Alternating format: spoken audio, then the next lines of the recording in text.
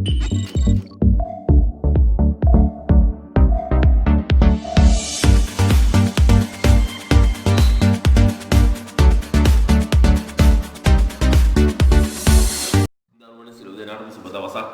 මේ දැන් කතා කරන්න යන්නේ ඔයාලත් එක්ක 2019 පේපරේ පළවෙනි කොටසේ B කොටසට අදාළව හතරවෙනි ගාන.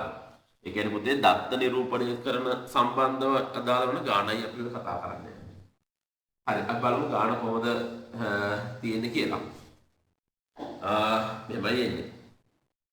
ගාන දීලා තියෙනවා පන්තියක සිසුන් 40 දෙනෙකු පරීක්ෂණයකදී ලබාගත් ලකුණු ඇසුරෙන් පහත් සඳහන් අසම්පූර්ණ සංඛ්‍යාත ව්‍යාප්තියක් අදාළ අසම්පූර්ණ ජාල රේඛයක් සකස් කර ඇත. මෙහි 10 20 මගින් 10ට වැඩි හා 20ට අඩු හෝ සමාන ලකුණු ප්‍රාන්තරය දැක්වෙන අතර අනිත් ප්‍රතිපාන්තර පරිදි වේ. හරි.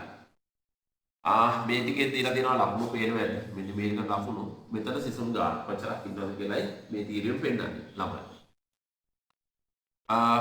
පළවෙනි කියනවා ඉහත සංඛ්‍යාත වගුව හා ජාල රේඛය. එතකොට කරන්න ඕනේ ඔයාලා කරන්න ඕනේ මෙන්න මේ වගුවෙන් ජාල රේඛය පුරවනවා. ජාල රේඛය වගුව කරනවා. දෙක දෙපැත්තට සම්බන්ධ කර කර ගාන හදන්නයි ඕනේ. එතකොට ඔයාලට පේනවා ඇති 10යි 20යි අතර 10යි 20යි අතර ළමයි 6 දෙනෙක් ඉන්නවා. එතකොට හරි ළමයි 6 දෙනා මෙන්න ඇදලා තියෙනවා. ළමයි 6 දෙනෙක් මේකේ ඇදලා තියෙනවා. ඊළඟ 20 40 අතර 20 40 අතර කීයක් ඉන්නවද? 20යි 40යි. මේ අතර ළමයි 4 දෙනෙක් උසර ඇදලා තියෙනවා. එතකොට පේනවා ඇති 20 40 කියන්නේ දෙගුණ වෙනවා. මේ කොටස එකක් මේ කොටස එකක්. උනම මෙහා අතර මෙහෙම ඇඳනොත් හරි මේ කොටසේ ළමයි 4යි මේ කොටසේ ළමයි 4යි ඔක්කොම ළමයි කියලා මෙතන 8යි. හරි එහෙනම් 20 40 අතර ළමයි 8 දෙනයි. ඊළඟට 40 50 අතර ළමයි කීයක් ඉන්නවද? මේ හරිය ළමයි 7 දෙනෙක් වෙනවා. කොට එහෙනම් මෙතෙන් දෙන්න ඕනේ ඊළඟට 7. ළමයි 7 දෙනෙක් වෙනවා මේ අතර. හරි ඊළඟට 80 50 80 අතර 50 80 කියලා කියන්නේ පේනවාද වල තුන් ගුණයක් වෙනවා නේ. 1යි 2යි තුන් ගුණයක් වෙනවා. එතකොට පුතේ අපි කරන්න ඕනේ මේ ඉන්න ළමයි ගන්න තුනෙන් බෙදලා තමයි ඒක අඳින්න ඕනේ. එතකොට අපි මෙයා අඳින්න ඕනේ 5ක් උසට. හරි එහෙනම් අපි ඒක අඳිමු 5ක් උසට. රයිට් ඔන්න බලා ගන්න.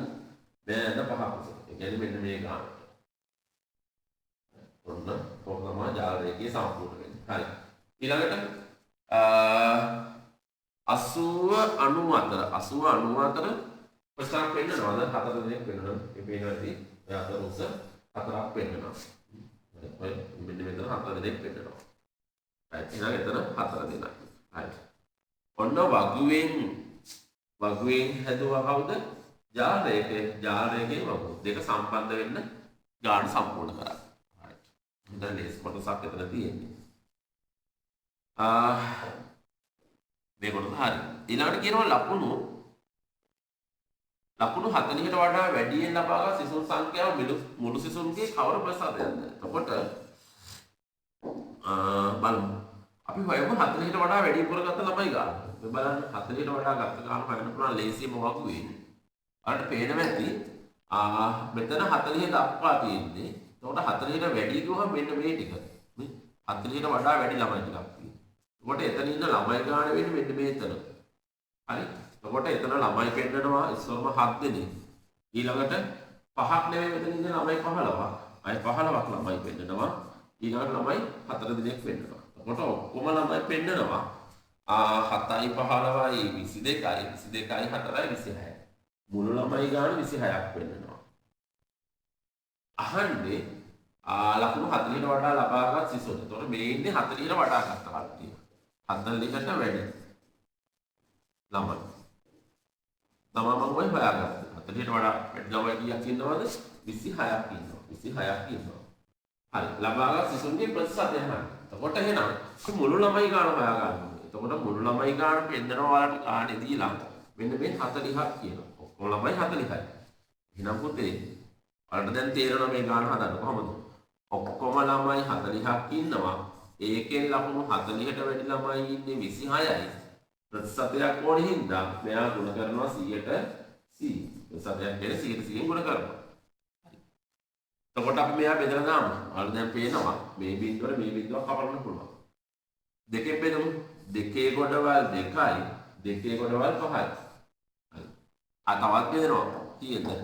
දෙකේ ඒවා 1යි දෙකේ ඒවා 13යි.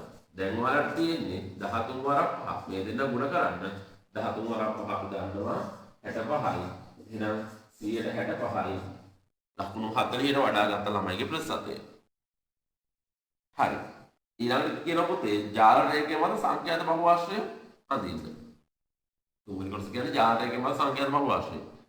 ඒක හරිය ලේසි. හරි. අපි අඳිමු. එතකොට එයා උඩ අඳිද්දී ඔයාලා මතක තියාගන්න ඕනේ දේ තමයි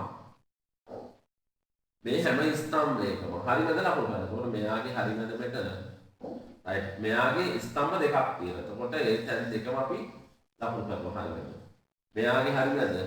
එතකොට මෙතන තුනක් තියෙනවා. මෙන්න මේ අතර එකයි, මෙතන මේ කොටස එකයි, ඊට මෙයාගේ හරියද එකයි.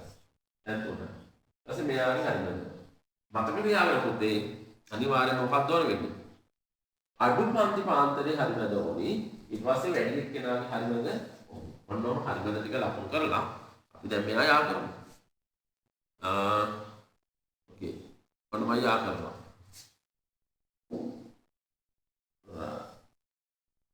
ඔන්න එකයි. හරි. ඊට පස්සේ මේ ටික හරි. ඊට පස්සේ